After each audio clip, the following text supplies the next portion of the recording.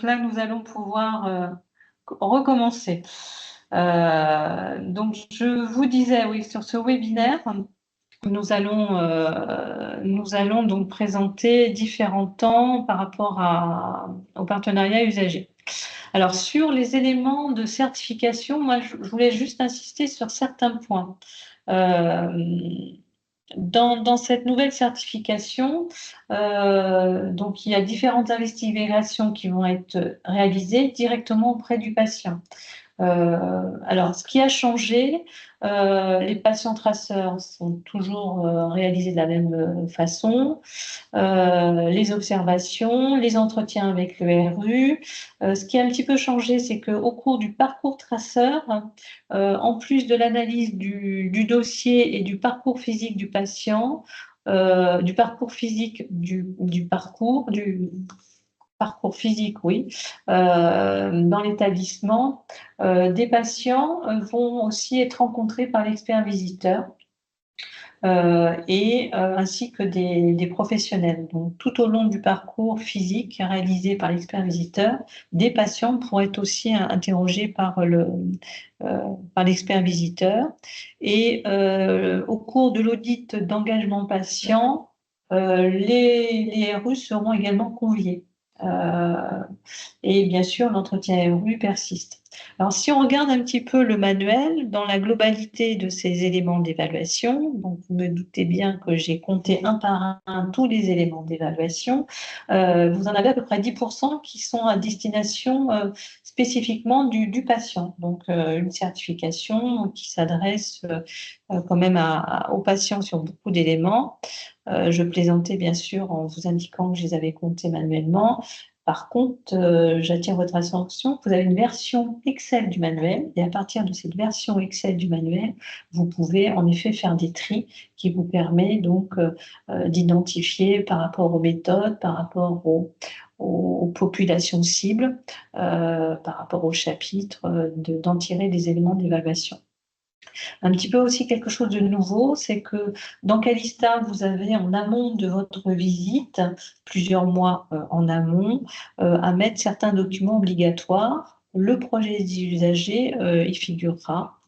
Vous avez aussi des éléments, on va dire, qui sont également recueillis en lien avec le patient, qui concerne donc la prise en charge de la bientraitance, de la satisfaction et de l'expérience patient, qui deviennent des critères impératifs.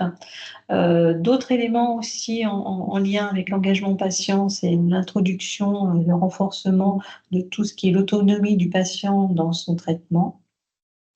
Sur l'affichage aussi de tous les documents, même si ce n'est pas vraiment indiqué ainsi dans le manuel, au-delà de mettre des documents à jour, affichés uniquement au moment de la visite, vous avez peut-être aussi intérêt à développer une politique d'information, de communication sur l'affichage et les diffusions des résultats. Sur Caliscope aussi, Caliscope va évoluer, je pense qu'on aura plus d'informations à la rentrée, et des iframes, donc des petits applicatifs qui permettent l'affichage de contenu tiers sur votre site, vous permettra aussi de faire de liens entre vos résultats de Caliscope et notamment la satisfaction sur votre site directement.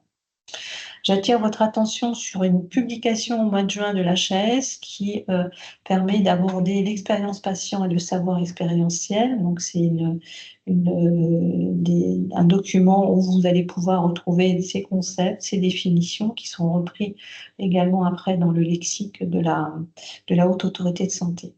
Donc, tous ces éléments font que, en termes de grandes thématiques, vous allez retrouver sur l'engagement patient, il y a toujours bien sûr le respect des droits et de sa dignité, l'information et la compréhension de ces informations, l'engagement et l'autonomie du patient, la place du proche et de l'aidant, sa satisfaction et son expérience, les populations identifiées de façon qui sont vulnérables et nécessitant un accompagnement social, et l'organisation des parcours. Donc, vous voyez qu'à partir de ces grandes thématiques, il n'y a pas bien sûr que le patient qui est interrogé directement, mais tout le reste du manuel qui concerne les professionnels de santé ou la gouvernance interroge aussi les acteurs sur ces différents thèmes. Alors là, c'est juste pour vous rappeler qu'il y a 21 critères impératifs. Donc, soyez vigilants sur la connaissance et l'auto-évaluation de ces 21 critères. Et sur ces 20 critères, vous voyez que les critères 1, 2, 3, 4 et 5 concernent directement le patient, donc sur le respect de son intimité, sur l'anticipation de la douleur, sur sa prise en charge et la bientraitance, sur son consentement libre et éclairé, son projet de soins et sa satisfaction et l'expérience du patient dans sa prise en charge. Alors, je souhaitais demander un petit peu à Géraldine de nous présenter maintenant, à travers ces critères, certains concepts, hein, entre satisfaction, expérience et d'autres concepts. Géraldine, je te laisse la parole. Merci Catherine. Est-ce que vous m'entendez bien? Oui, très bien. Donc effectivement, ça nous semblait ça nous semblait important et essentiel que vous puissiez aussi faire la différence, puisqu'on voit bien que expérience et satisfaction de la personne sont maintenant des critères impératifs, de peut-être revenir sur les nuances entre les deux. Et donc revenir aussi sur la définition de ce qu'est l'expérience patient et de comment après on va pouvoir recueillir cette expérience patient. Donc on est revenu sur la définition du Berry Institute qui dit que l'expérience patient consiste à l'ensemble des interactions, des situations vécues. Donc, on est bien sur des éléments qui sont liés plutôt à l'éprouvé, à l'intrinsèque, au ressenti de la personne, mais qui est en lieu également par rapport à une organisation de parcours et à son histoire, et en lien avec un environnement. Si on passe à la diapo suivante, c'est aussi ce qui nous permet de faire la distinction avec la satisfaction. Et la satisfaction, elle, autant l'expérience va faire partie des éléments subjectifs, autant la satisfaction va essayer de revenir avec à la fois la concordance de ce subjectif, de cet éprouvé de l'expérience par rapport à des attentes, pour après arriver à une mesure donc, qui va être donc une mesure à la fois subjective, variable selon les individus au moment de son recueil. Donc, elle dépend des attentes, des besoins et des valeurs du patient. Donc, l'expérience, c'est recueillir le vécu et la satisfaction, c'est cette concordance entre l'expérience et les attentes. Donc là, c'est vraiment la rencontre entre le vécu et après la façon dont c'est structuré et mesuré. Quand on fait un peu le point sur la diapositive suivante également, donc sur justement la façon dont on peut imaginer donc également cette expérience. Donc en fait, c'est aussi passé dans la partie critères impératifs. Ce qui va être intéressant, c'est la manière dont on va pouvoir justement évaluer et structurer à la fois l'expérience puis la satisfaction, à la fois à partir de l'individuel pour aller vers le collectif. Et donc, c'était intéressant de vous remontrer justement un peu les différents niveaux parce que ces différents niveaux vont pouvoir également mobiliser dans votre certification et dans la certification et notamment dans l'engagement et la collaboration qui peut être avec à la fois les représentants des usagers mais aussi avec l'ensemble des usagers, des associations, en fait, tout ce qui peut composer l'univers usager dans une structure, les différents recueils et la façon dont on va pouvoir recueillir l'expérience et la satisfaction. Donc, pour vous rappeler, donc, le vécu, c'est vraiment l'éprouvé, l'individu, l'émotion, les perceptions, les ressentis à titre individuel. Le recueil de l'expérience, c'est la mise en contexte de la situation du vécu par rapport à un environnement.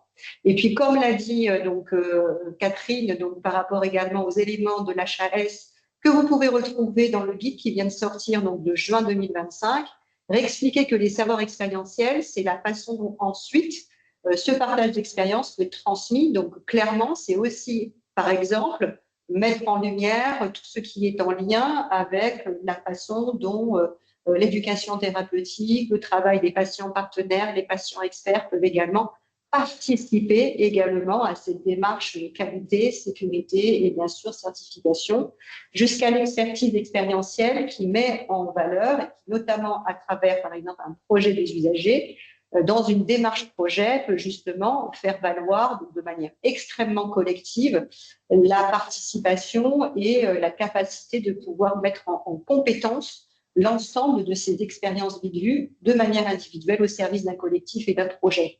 Donc, c'est ces éléments-là qui sont intéressants à mettre en exergue parce qu'on voit bien que l'expérience ne se situe pas uniquement au niveau d'un patient, mais peut également donc être structurée et mise en valeur dans une démarche de certification au service du collectif par un engagement et une participation collective de tous les usagers, citoyens, jusqu'à, bien sûr, après les plus hauts niveaux, à travers notamment le représentant des usagers. Diapo suivante. On a voulu faire un topo justement par rapport à ce critère essentiel autour du représentant des usagers qui va être particulièrement mobilisé dans cette certification 2025 pour vous rappeler que ça va être effectivement un acteur clé de la certification avec un travail que nous avons mené en collaboration France Assos Santé et le CK, et rappeler à travers cette diapo pourquoi le représentant des usagers est un acteur clé de la certification. Déjà parce que, en étant un acteur intégré à la commission des usagers, c'est revenir aussi sur les missions essentielles de la commission des usagers qui s'intéressent à la fois à la vie quotidienne de l'hôpital, à la sécurité des soins, mais aussi à la structuration des parcours, à tout ce qui est en lien avec l'accueil et l'administratif et bien sûr tout ce qui est aussi organisé autour du domaine médical. Et dans ce cadre-là, les acteurs et dans les acteurs de la commission des usagers, il y a bien sûr les représentants des usagers qui sont là pour à la fois questionner, recenser, analyser, écouter et donner leur avis. D'où l'intérêt également de pouvoir à la fois faire intervenir et la satisfaction, le recueil de la satisfaction, mais aussi le recueil de l'expérience à travers le prisme des représentants des usagers, pas uniquement sur l'avis des représentants des usagers, puisque je rappelle que la mission des représentants des usagers, en dehors de l'association qui mandate et propose les représentants des usagers dans les commissions des usagers à travers un arrêté de désignation, c'est aussi la capacité du représentant qui est formé à pouvoir représenter tous les usagers, quel que soit le secteur d'activité de l'association d'appartenance. Et il est formé pour cela. Donc, bien sûr, le représentant des usagers est un acteur clé, mais à travers lui, c'est aussi la capacité de pouvoir aussi faire écho avec les associations d'appartenance qui peuvent être également sujet de réflexion, de sollicitation pour aller justement aussi recueillir le vécu des usagers et pas forcément ceux qui sont hospitalisés, mais aussi venir compléter les savoirs d'expérience et justement interroger les savoirs expérientiels des associations dans leur communauté pour justement aussi aller chercher et améliorer aussi ce qui peut être mis en lumière dans les recueils de satisfaction. Donc ça, c'était important. Et pour cela, nous avons essayé justement avec le CK de pouvoir justement éclairer à la fois le représentant des usagers dans sa mission et de voir comment il peut être un acteur clé dans cette démarche de certification, mais plus globalement dans la politique qualité de l'établissement. Et donc, dans la diapo suivante, on va vous montrer, et donc un peu en inaugurant à travers ce webinaire, un document qui est en cours de finition, qui sera disponible à la fois auprès des établissements, mais aussi auprès de tous les représentants des usagers dès le mois de septembre 2025, qui va s'appeler les essentiels de la qualité pour le représentant des usagers, qui a fait l'objet d'un groupe de travail en lien avec des experts visiteurs, avec des directions qualité relations des usagers, avec des représentants des usagers, pour arriver à la fois de produire un document qui soit très pratico-pratique, qui puisse être également utilisé dans la poche, donc vraiment un document pocket,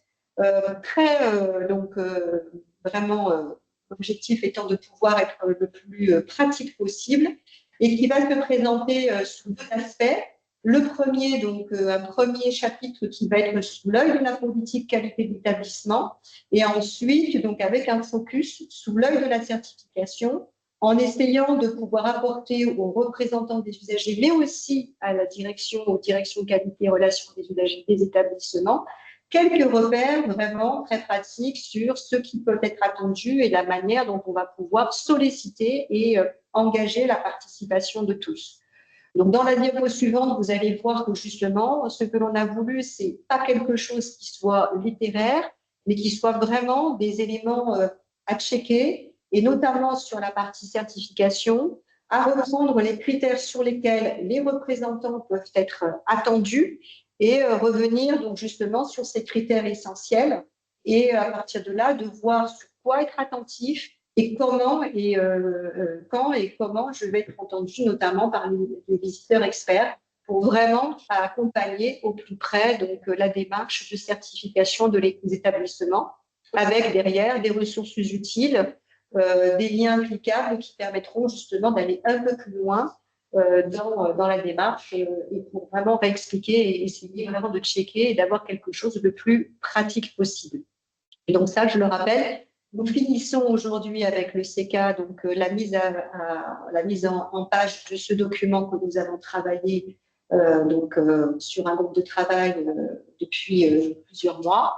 Et l'objectif étant que ce document soit disponible dès le mois de septembre, puisque nous savons que les premières certifications V2025 vont arriver dès le mois de septembre. Merci Géraldine pour cette présentation. Nous rappeler donc ces éléments de vécu, d'expérience et de savoir. Et cet outil que nous vous proposerons donc dès la rentrée. Alors, Antonin, vous allez un petit peu maintenant nous présenter ce que c'est que le design hospitalier, hein, donc un terme qui peut interroger, intriguer, et nous donner des exemples pour nous montrer qu'il n'y a pas que les questionnaires qui peuvent nous permettre de recueillir l'expérience des patients. Je vous laisse la parole, Antonin. Merci beaucoup. Vous pouvez avancer sur les slides éventuellement un petit peu. Bonjour à tous et à toutes. Alors, c'est vrai qu'on commence à entendre parler du design hospitalier un petit peu partout ces dernières années. Ce n'est pas quelque chose de nouveau. Déjà en France, ce n'est pas quelque chose de nouveau, ça fait un petit moment que ça existe, et puis encore moins aux États-Unis et en Angleterre. Mais c'est vrai que c'est une discipline, alors parmi tant d'autres, il n'y a pas que le design hospitalier, mais ça participe quand même à faire converger effectivement ce qui a été vu avant, à la fois l'expérience, le savoir et aussi le projet. Et le projet design, un espace au sein duquel peuvent converger différentes expériences et savoirs expérientiels pour faire avancer l'institution hospitalière et les établissements de santé. Et puis ça permet aussi de mobiliser des nouvelles méthodes, à la fois créatives et méthodologiques, pour le recueil de l'expérience et pour l'exprimer à travers les projets. Donc, sur la slide d'après, on va pouvoir voir un petit peu l'histoire du design, parce que c'est vrai qu'on aime bien partir généralement quand on fait de la pédagogie sur le design à l'hôpital, partir des représentations. Et donc, on m'a, petit touche d'humour, vraiment qualifié moi, de Valérie Damido de l'hôpital, donc qui fait du design pour décorer et faire du beau. On a cette image du design qui fait des belles cuisines, des belles tables. Par contre, l'imaginer à l'hôpital, c'est pas quelque chose qui va de soi. Le philosophe Ludovic Diaye me parlait justement du fait que le design puisse prendre soin des choses, n'est pas quelque chose qui semble évident. Et pourtant, dès le début, dès sa genèse, le design s'est intéressé à sa place dans la société. Déjà, Quattrocento avec Brunelleschi, qui a fait naître la conception même du projet. Avant, le projet, on le constituait de manière assez linéaire. Et dès cette période-là, on a commencé à se dire que le projet était divisé en deux phases. Une phase de réflexion, on va penser le projet, et une phase de réception, on va le créer, le mettre en place dans la vie. Et puis plus tard, courant du 19e siècle, on a commencé à se questionner sur l'apport social du design, notamment dans les entreprises et dans l'industrie, et puis après, plus tard encore, sur la responsabilité des designers et des objets qui mettaient en vie dans le monde et des services qui mettaient en vie auprès de leurs usagers. Et puis petit à petit, cette discipline a commencé à se structurer, à se rationaliser pour devenir presque une méthodologie conscientisée, on va dire, de l'ingénierie de projet, avec certaines figures qui ont pensé, peut-être des termes que vous avez déjà entendus, le design thinking ou les design methods, c'est-à-dire qu'on rationalise la conception et la création. Et puis encore plus tard, dans les dernières dizaines d'années en France, il y a la recherche en design qui est arrivée, et là, ça a été quand même un tournant sur la manière de faire projet, puisqu'on a rationalisé en plus la méthodologie design, mais la manière dont on allait se raccrocher à d'autres disciplines, dont évidemment les sciences humaines et sociales et les approches hospitalières et médicales. Et donc, le design a commencé à devenir une discipline universitaire et de recherche. Vous pouvez changer la slide, Catherine. Je vous remercie. Donc, je vous ai parlé de design thinking, vous en avez peut-être déjà entendu parler, vous avez peut-être déjà entendu parler de double diamant aussi. En fait, ce qu'il faut savoir, c'est que la modélisation, on parle de project mapping, la manière dont le projet est modélisé, il y en a plein, il n'y a pas que celle-là, il n'y a pas que le double diamant, il n'y a pas que le design thinking, mais par contre, le modèle reste globalement le même, il y a toujours une phase de conception et de réflexion, une phase de maquettage qui va permettre de faire entrer le projet en vie dans le monde social. C'est une phrase d'Alain Fideli qui est chercheur en design et qui a fait la recherche en design. Donc, on a toujours la phase de conception et la phase de réalisation et de maquette. Alors après, ça c'est vrai que dans le discours, ça fonctionne plutôt bien, mais c'est vrai que dans la pratique quotidienne des designers, on est plus sur la modélisation, la dernière qui a présenté une sorte de gros sac de nœuds d'enquête qui commence au début du projet, et puis petit à petit, quelque chose qui va commencer à se définir, à se dessiner, puis à se concrétiser de manière beaucoup plus rationnelle et pragmatique sur le terrain. Et on a beau rendre la démarche scientifique et essayer de rationaliser ça, d'autant plus quand on touche à de l'expérience, c'est quelque chose qui ne se contrôle pas et qui s'évalue assez difficilement. Donc, on a des phases itératives qui sont assez constantes. Donc, définir le projet de manière linéaire n'est pas forcément la plus fiable. En tout cas. Sur la slide d'après, on va voir que par contre, il y a quand même un point commun entre les méthodologies du design et notamment la culture hospitalière. Là, il commence à y avoir une première convergence.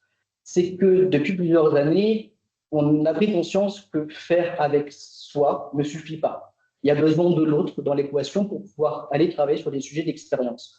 Et donc, le service public, alors pas que l'hôpital, hein, le service public en général, on a une petite alarme incendie, j'espère que vous nous entendez quand même. Oui, on n'entend pas, oui. Oui. Les démarches de sabotage aujourd'hui, c'est quand même assez extraordinaire. Donc, en fin de compte, il y a quelques années, on a eu des démarches consultatives. Donc, c'est vrai qu'on a pris le temps d'aller faire du recueil d'expériences patients pour savoir ce que les gens connaissent, enfin, d'expériences patients ou d'expériences des citoyens, des usagers. Et par contre, la culture de la collaboration, elle est assez récente. Et le design s'est quand même intéressé très tôt à cette méthodologie qui est en fait de faire le projet comme un espace d'intégration de l'expérience. Donc, on fait à la fois du projet de design pour faire avancer l'institution, mais c'est aussi à travers le projet de design que la collaboration se met en place dans les services publics. Sur la slide d'après, on va voir qu'effectivement, le design hospitalier est quelque chose qui s'est développé en France de manière assez vive ces dernières années. Il y avait des grands précurseurs en France avec la ferme du Vinatier à Paris ou le laboratoire de l'accueil et de l'hospitalité, au GHU Paris Psychiatrie Neurosciences, la fabrique de l'hospitalité à Strasbourg. Et puis, depuis quelques années, cette discipline a commencé à s'instaurer dans plusieurs CHU, mais aussi CH. On a le PSM de la Sarthe qui a internalisé aussi des designers. Donc, ce n'est pas qu'une affaire de CHU, ça, on essaie de le faire sortir des représentations. Ça peut être des regroupements comme le CGS Hugo, qui est un laboratoire partagé avec Angers. Donc, le design n'est pas qu'une affaire de très grosse structure, c'est plus une acuité, une culture qu'on peut essayer d'aller influencer en fait, sur le terrain et auprès des directions et des agents. Et donc, le réseau du design hospitalier s'est fondé il y a quelques années maintenant, 1 ou 2 ans, qui regroupe les designers intégrés à la fonction publique hospitalière. Et on pourrait définir le design hospitalier comme ceci. Le design hospitalier est une discipline qui exploite la créativité pour résoudre les problèmes et co-créer des solutions dans le but d'améliorer les parcours, renforcer l'hospitalité, concevoir de nouvelles modalités de prise en charge pour soutenir le soin, résoudre les irritants du quotidien et penser les sujets des prospectives hospitalières. Donc, bien loin de la représentation qu'on peut avoir du design esthétique de forme, là, il s'agit plus d'accompagner les projets de transformation, de faire vivre l'hospitalité, donc l'accueil de l'autre, et de transformer les hôpitaux de manière assez structurelle.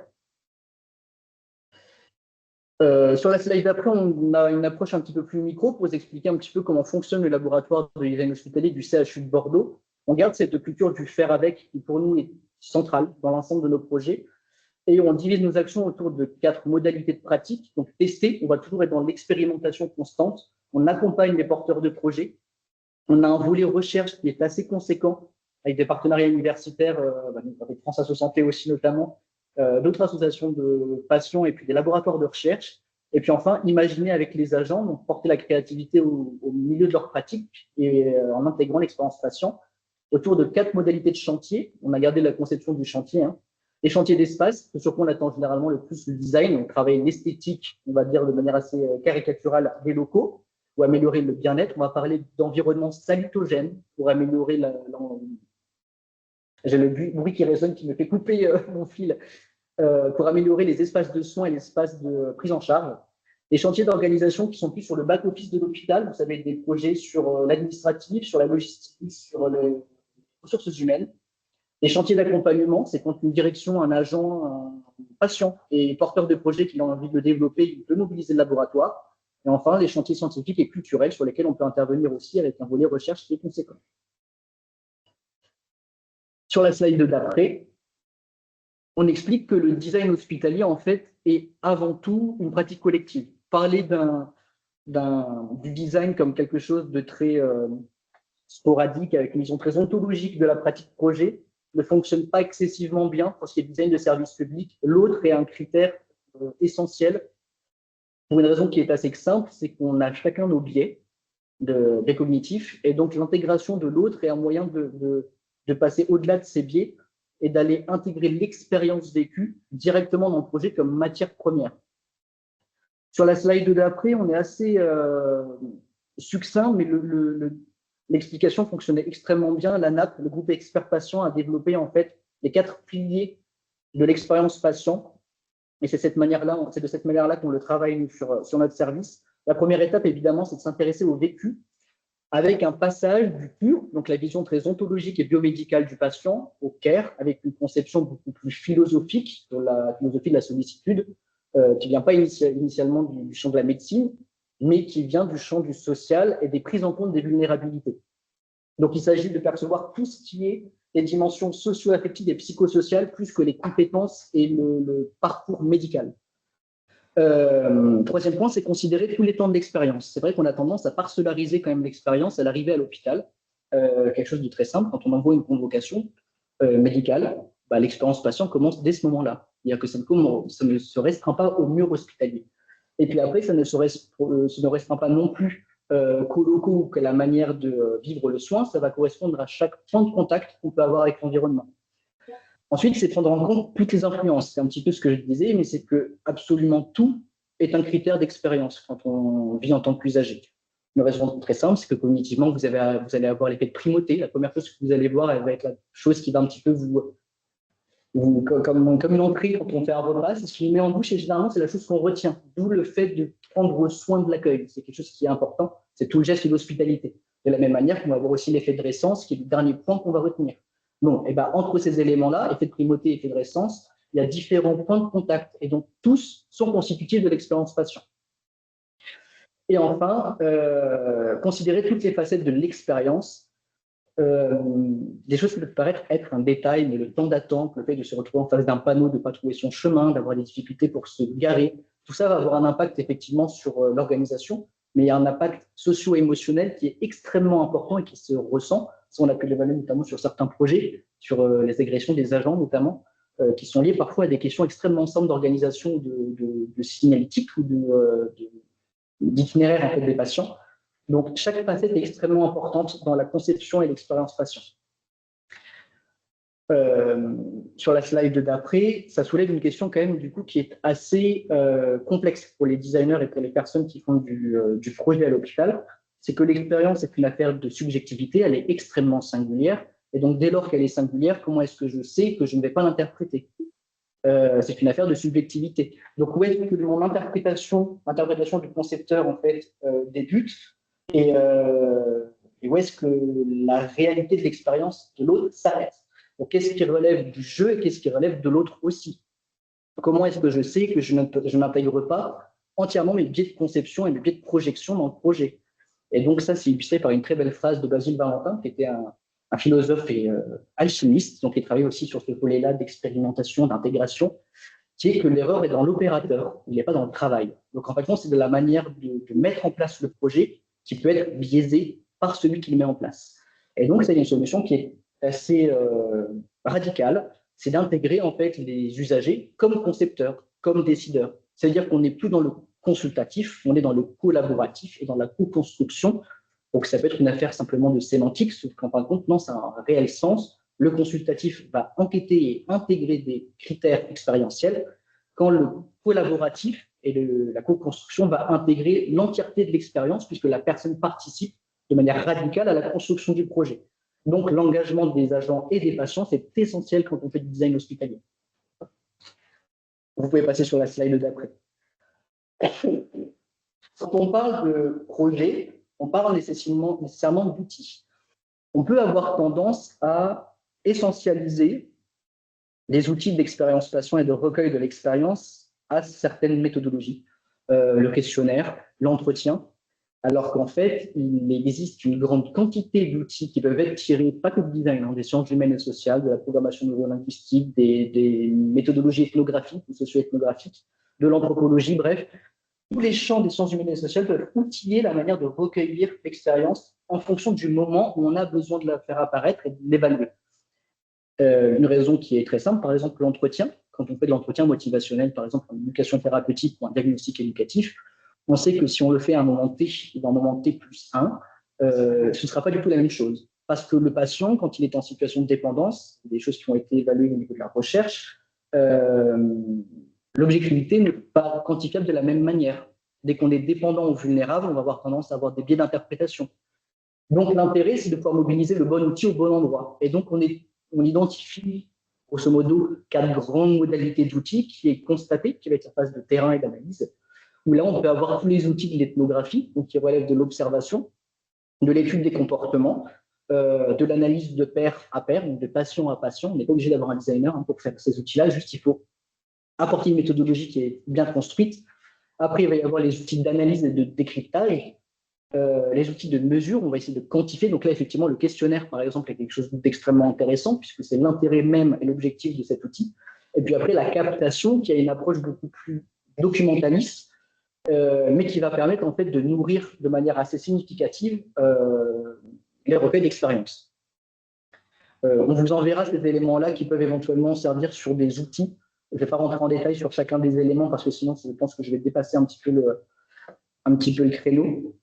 Mais voilà, en fonction de l'outil, on utilise la bonne méthodologie. En fonction de l'objectif, on utilise aussi le bon outil. Vous pouvez passer. L'intérêt, en fait, d'utiliser des outils au bon moment, c'est que l'intégration se fasse de la bonne manière. C'est-à-dire qu'on ne peut pas intégrer l'expérience patient dans le cadre d'un projet si on n'utilise pas le bon outil, ou en tout cas de manière plus difficile, et on risque d'avoir des phases itératives, donc de retour en arrière, qui sont beaucoup plus conséquentes. Et donc, c'est la diversification des outils et des méthodologies qui permet de soulever différentes facettes de l'expérience. Ça permet différentes choses. Premièrement, c'est faire émerger les besoins implicites, parce que verbaliser un besoin, et quand on l'observe, quand la personne agit de manière instinctive sur le terrain, ce n'est pas du tout la même chose, parce que les besoins ne sont pas forcément conscientisés, et ils peuvent s'observer, par contre, et mesurer de cette manière-là. Ensuite, c'est de favoriser la participation des acteurs. Donc, double enjeu. Au niveau des agents, le fait d'engager des agents dans le projet en tant que faiseurs de projet va y avoir une meilleure adhésion. Et puis, pour les patients, au même titre que l'éducation thérapeutique ou les méthodes, les soins de support, dès que le patient est impliqué, il va y avoir une meilleure adhésion thérapeutique. Il va y avoir une meilleure adhésion à l'expérience hospitalière dès que l'usager est intégré dedans. Ensuite, c'est de réduire l'écart entre l'intention et la réception. Effectivement, on peut avoir des biais d'interprétation dès le départ, puis quand on met en place la solution, on se dit ça ne fonctionne pas. D'où l'intérêt, par exemple, d'utiliser des outils qui vont permettre de mettre en test et en expérimentation certaines solutions. Ensuite, augmenter l'affordance et l'ancrage du projet. Quand on parle d'affordance, c'est la cohérence entre l'usage, la forme, la diffusion, par exemple. Typiquement, les questionnaires, des fois, on met en place des questionnaires numériques dans certains services. Il faut s'assurer, par exemple, que le service puisse suffisamment capter. Il faut s'assurer que l'usage du numérique est suffisamment développé pour le patient qui va répondre. Donc, c'est assurer que l'outil soit utilisé de la bonne manière au bon moment et que ça puisse se traduire sur le projet de la bonne manière pour assurer son ancrage. Et puis, toutes ces méthodologies-là favorisent l'émergence de l'hospitalité parce que l'hôpital, alors on a un petit peu perdu cette symbolique-là, mais c'est avant tout un lieu de vie. Pas forcément où on reste, mais dans un milieu où plein de nouveaux critères, plein de nouveaux environnements et de nouvelles habitudes vont rentrer en jeu. Donc, ça favorise l'émergence de l'hospitalité aussi. Vous pouvez passer de slide. La question, c'est de savoir, OK, mobiliser ces outils, c'est intéressant, mais pourquoi faire? Là, c'est le rôle en fait du design. C'est pas que faire du beau, ça peut intervenir à littéralement toutes les étapes d'un projet et de manière assez, c'est pas univoque, c'est assez protéiforme comme méthodologie de travail et comme solution. On peut toucher à des outils numériques sur l'accessibilité, sur les sciences cognitives, pardon, alors à condition qu'on ait évidemment des personnes qui nous accompagnent. Le designer ne sait pas tout.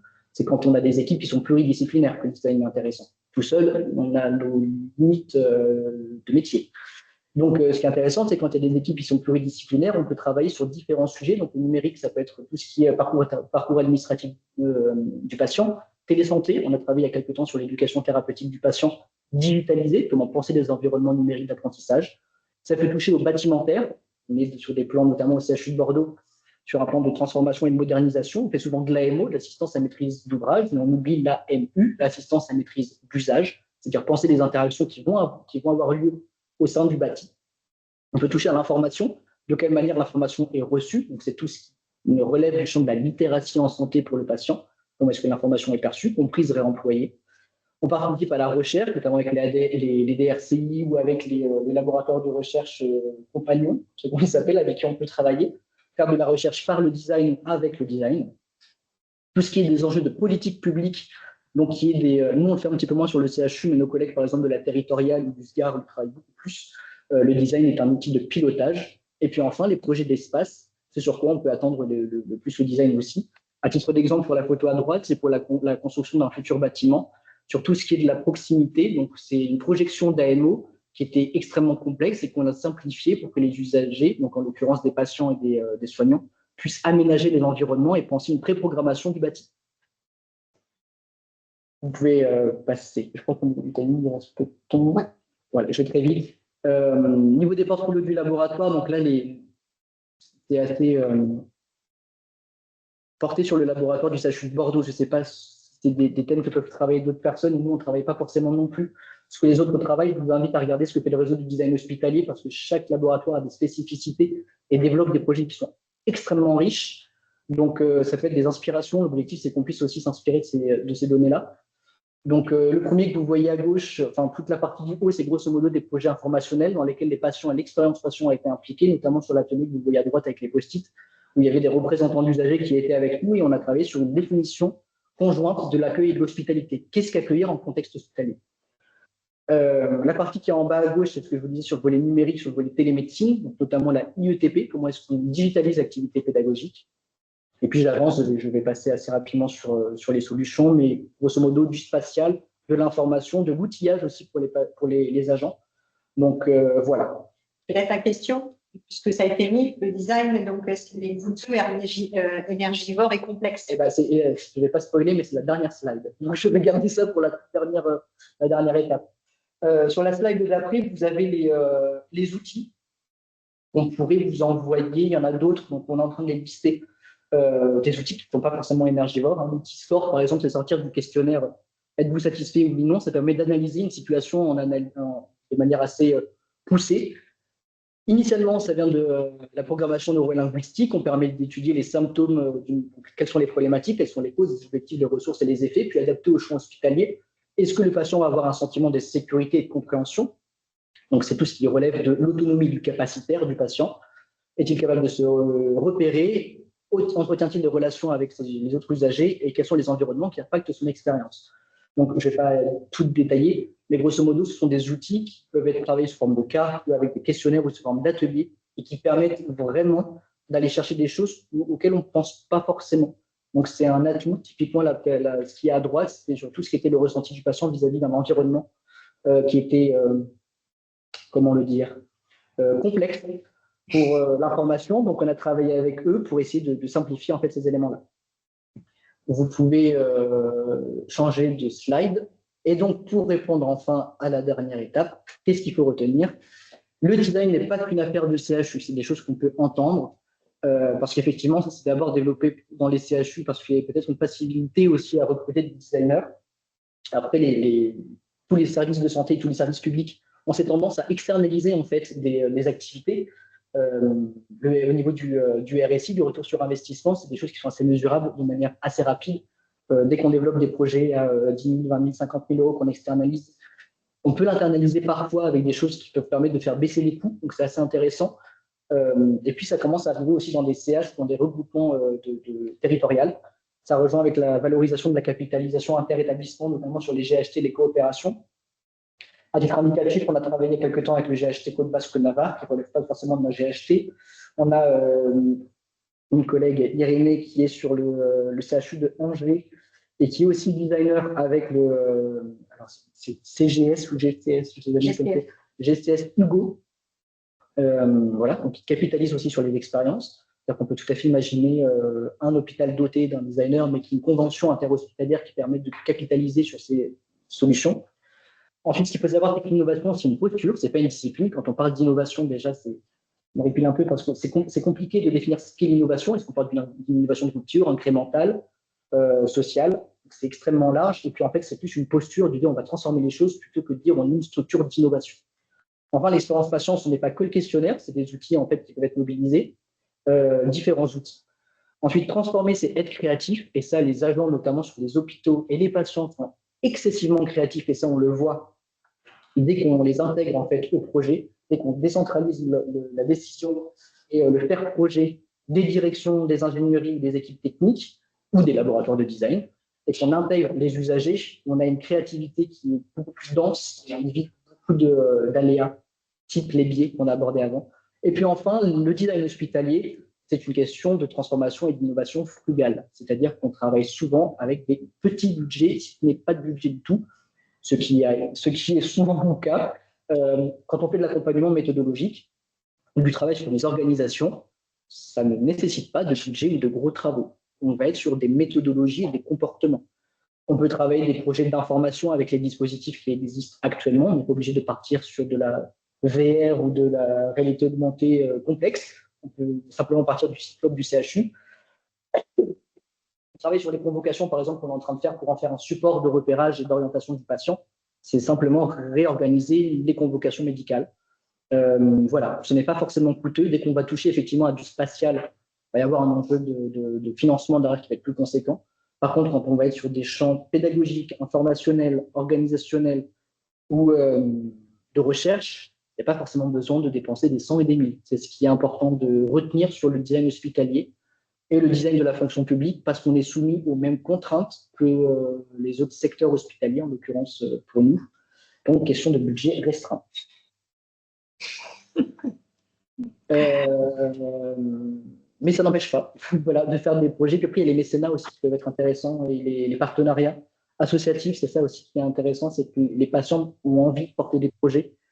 Donc, intégrer leur expérience, c'est aussi permettre de faire vivre des projets à l'hôpital qui parfois peuvent être plus denses et peuvent nécessiter des budgets aussi, mais c'est intéressant de pouvoir les intégrer pour pouvoir valoriser un projet et faciliter la recherche de mécénat. Et sur la feuille de Dancré, je crois que c'est la conclusion et c'est la fin. Voilà, je vous remercie. Merci beaucoup, Antonin.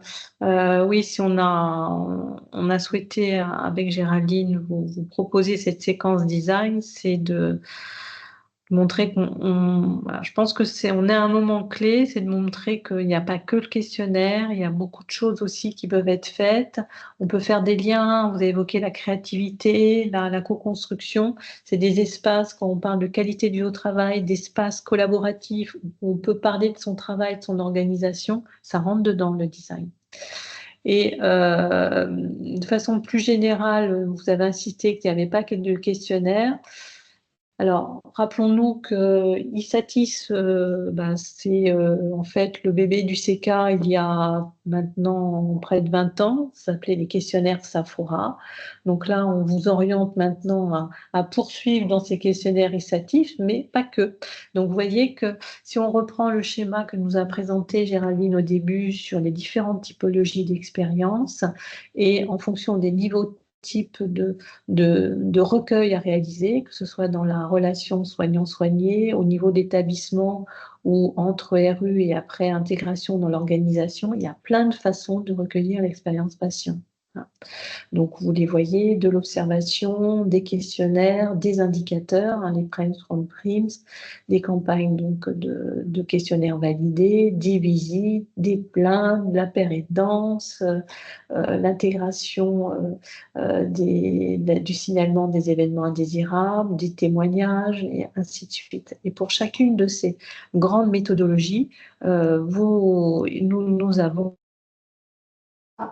beaucoup d'outils disponibles. Hein. Ça peut être de type des grilles d'entretien, ça peut être des questionnements avec le What Matter to You, qu'est-ce qui est important pour vous. Je vous invite à lire le précédent ces cas particuliers qui présente cette démarche de What Matter to You que vous pouvez intégrer dans vos projets de soins. Les récits de patients, des questionnaires, des sondages, le journal de bord en réanimation, le journal de bord pour aider un patient qui sort de réa sur son épisode, qu'est-ce qui s'est passé pendant ces jours qui lui ont échappé, les livres d'or, les lettres, le photolangage, vous l'avez montré dans le design thinking, il y a beaucoup de photolangage, de post-it, de nuages de mots. Les nuages de mots, on le voit maintenant avec les verbatims dans Isatis, des jeux sérieux, des mots croisés, parce que les questionnaires, les problèmes cognitifs, certaines populations, les personnes âgées, les questionnaires, ils ne les apprécient peut-être pas, mais des jeux qui permettent d'identifier ce qui va bien ou ce qui ne va pas bien dans leur prise en charge, des groupes, de l'observation, vous l'avez évoqué.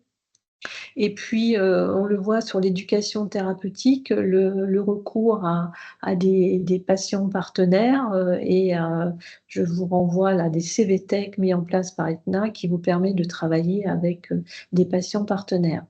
Les Living Labs, là, donc c'était l'exemple avec notamment le design thinking, des tests utilisateurs, des expérimentations. Donc, vous voyez beaucoup d'outils qui, au-delà du questionnaire, permettent d'explorer l'expérience patient. Vous en avez déjà beaucoup hein, en interne, mais peut-être vous ne les identifiez pas et vous ne les valorisez pas comme de l'expérience patient. Donc, pour terminer, en ressources régionales, on peut que vous orienter vers des outils que nous avons. Lorsqu'on réalise des évaluations croisées en recueillant donc l'évaluation auprès des patients, auprès des professionnels, sur des enquêtes comme sur la bientraitance ou la prescription chez la personne âgée ou la prise en charge de la douleur, on est dans le recueil de l'expérience patient. Sur des méthodes d'observation comme la méthode empathie, les récits de patients, là aussi, on est également sur de l'expérience patient. France Asso Santé, vous avez aussi travaillé pour les enfants, pour les petits-enfants, sur des cahiers de coloriage qui mettent aussi en scène les différents temps de prise en charge de ces enfants. Là aussi, on est sur du recueil de l'expérience patient. Je vous ai évoqué donc les travaux d'Aetna sur une CVTech. Sur l'identité-vigilance aussi, on a nos collègues d'Info Identité Santé, de la cellule d'identité-vigilance au niveau Nouvelle-Aquitaine, qui ont aussi sorti des outils à l'intention des acteurs, que ce soit les professionnels ou les patients. Donc, il existe pas mal de ressources qui vous permettent d'avancer maintenant vers l'expérience patient. Voilà ce que nous vous souhaitions vous partager sur ce webinaire. Cette slide vous indique les prochains webinaires que nous avons programmés au mois de septembre avec sur la maternité et les urgences. Et celui du médicament est en cours encore de reprogrammation avec l'OMEDIT. Nous attendons la publication des fiches pédagogiques de la Haute Autorité de Santé. Donc, il va y avoir de nombreuses fiches pédagogiques qui vont sortir pendant l'été. Donc, surveillez ces publications. Donc là, moi, je vous propose d'arrêter le partage, ce qui va me permettre de regarder si vous avez des questions dans la conversation ou de vous proposer quelques minutes si vous avez des questions à nous partager. Il y a des questions apparemment. Il paraît que les RU peuvent participer aux patients traceurs et que l'on doit noter patient partenaire dans le consentement. Le patient partenaire doit-il être formé? On doit noter patient partenaire. Le consentement à quoi? Alors, les patients traceurs donc, sont faits en visite, mais vous pouvez très bien les faire au quotidien comme une évaluation de pratique professionnelle. Alors, l'habitude fait que c'était des soignants qui rencontraient le patient. On peut très bien, en effet, l'élargir avec des représentants des usagers pour les réaliser. Donc, la partie qui concerne l'entretien avec le patient peut être élargie à d'autres acteurs que des soignants. La partie dossier médical, non, par contre, hein. Mais la finalité d'un patient traceur, à la fin, c'est d'obtenir des actions d'amélioration. Et donc là, le RU pourront participer. Sur les consentements, en tout cas, il n'y a pas de. On demande aux patients de réaliser s'ils souhaitent être entretenus, mais il n'y a pas de consentement à demander signé sur la participation d'un patient traceur. Voilà. J'espère avoir répondu à votre question sur les patients traceurs. A priori, oui. Avez-vous d'autres questions? On peut se donner peut-être encore quelques minutes. Non?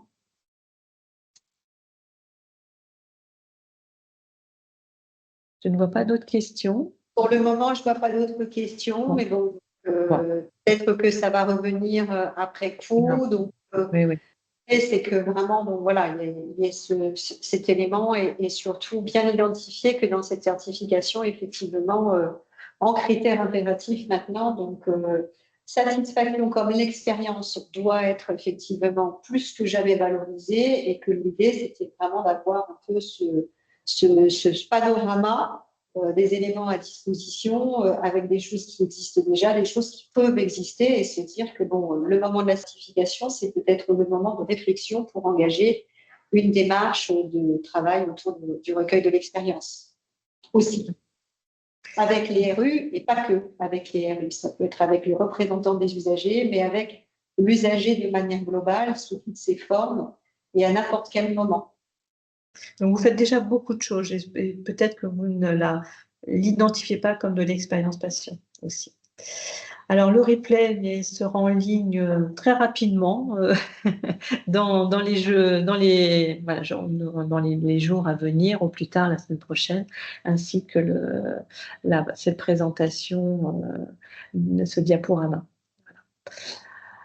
Alors, effectivement, je tenais aussi à dire, et donc Sonia Purve l'a dit, donc on a parlé du carnet de coloriage qui a été fait dans le cadre de la campagne Soigne tes droits par France Asso Santé, qui permet effectivement de valoriser aussi l'expérience, puisqu'on est parti de la charte de l'enfant hospitalisé, et donc qui a été fait et qui permet d'avoir des éléments et d'être au-delà du coloriage à un moment de recueillir l'expérience justement des enfants, mais aussi de la famille. C'est aussi un peu le but, que ce soit un moment aussi de recueil, mais également Sonia l'a dit, on sera dans le cadre de la prise en charge de la douleur avec un support qui est aujourd'hui disponible et dont on fera la promotion dès la rentrée, notamment sur là aussi le carnet pour les enfants non nombreux.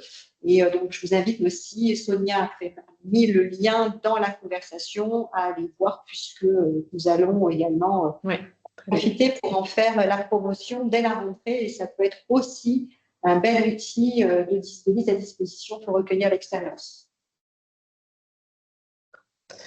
Loïc nous interroge, un webinaire sera-t-il organisé lors de la sortie des essentiels?